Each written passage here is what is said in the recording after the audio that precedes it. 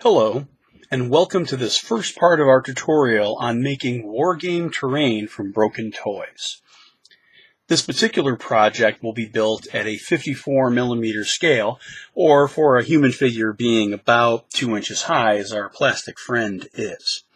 I suppose the first question you might ask when playing a wargame like this is, do I really need to make any terrain? I mean, can't I simply use a household object like this smoke detector? And you certainly could, and the smoke detector certainly would provide our friend with sufficient cover, but part of the joy of playing war games is telling a story, and this doesn't really tell much of one.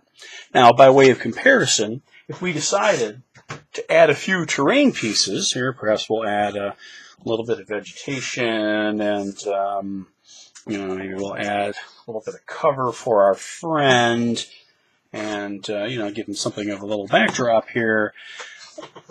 This tells a very different story. And most of these pieces either came with very inexpensive bags of army men, or were just made from matchwood or scraps of toys around the house. So this is kind of where we're going to be headed with building this terrain. I'll get the rest of these objects out of the way, and then we'll begin. So after purchasing a bag of Army Men secondhand, I came across this item.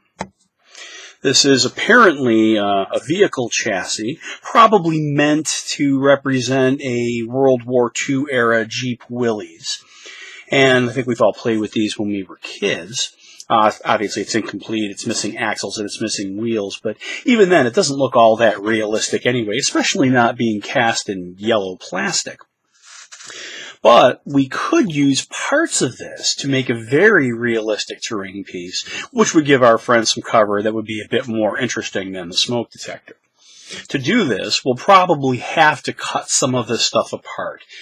This bumper will probably have to come off. We're probably going to have to do something about this star insignia, unless we want the vehicle to represent a damaged American Jeep. This windshield's not quite to scale. There's a few other things we'll need to cut out, such as these stems that these axles used to be on and that sort of thing. So once we cut this apart, the way to keep it together is to put it on a base.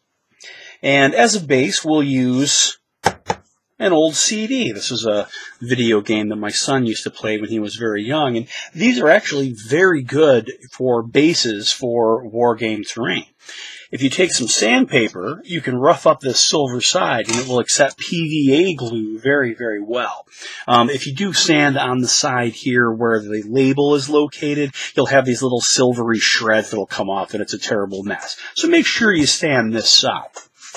So after we get this sanded, and we have the pieces of this cut, we're going to need some other items to come up with debris that makes this wreckage look a little bit more realistic and convincing.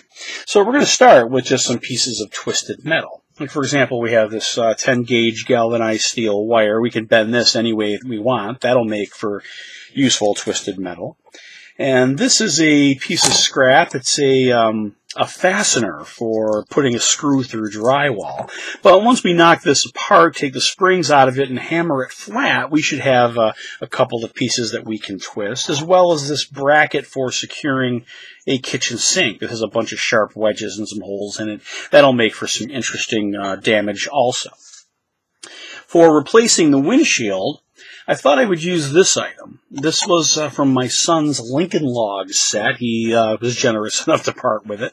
And while it's a little large as an entire piece, these bottom two panes are a little bit closer to what you'd expect a Jeep windshield to look like. So we may cut away that extra and make use of that piece. Similarly, this piece of plastic broke off of a toy gun.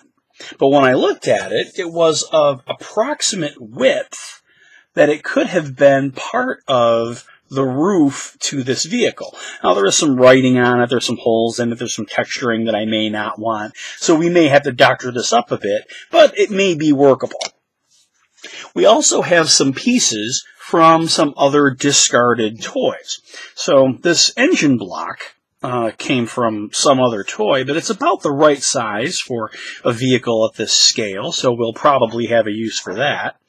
This little cog came out of some mechanical toy that my son had. It's about the right size for a transmission, and so we might be able to put that underneath.